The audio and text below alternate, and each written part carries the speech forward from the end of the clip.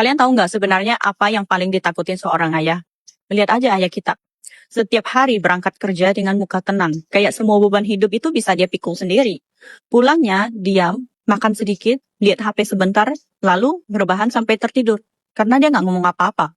Kita pikir hidupnya baik-baik aja.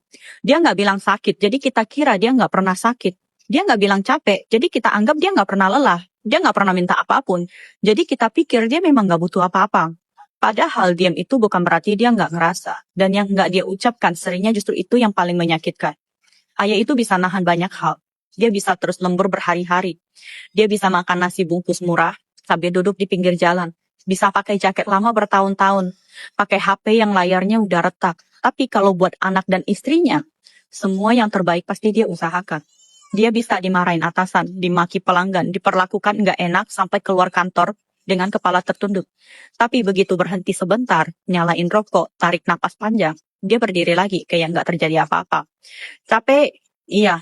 Sakit hati, iya. Tapi dia tahan, karena dia merasa itu tanggung jawabnya. Dan tahu nggak, hal yang paling dia takutin bukan susah, bukan capek, bukan malu. Hal yang paling bikin ayah takut adalah waktu pulang ke rumah setelah menguras tenaga, tapi nggak dapat sedikit pun kehangatan. Dia takut kasih sayangnya dianggap biasa, takut pengorbanannya dianggap kewajiban, takut saat dia lagi jatuh, justru dapat ucapan yang bikin hatinya patah.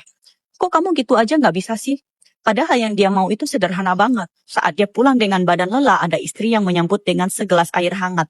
Saat dia duduk terdiam, ada anak yang bilang, ayah capek ya, makasih ya.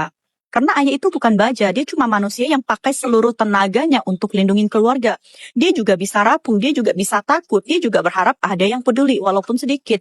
Dan sedihnya, banyak ayah yang sampai hatinya benar-benar dingin karena sampai detik terakhir pun dia belum pernah dengar satu kalimat sederhana dari keluarganya. Ayah, terima kasih ayah sudah berjuang.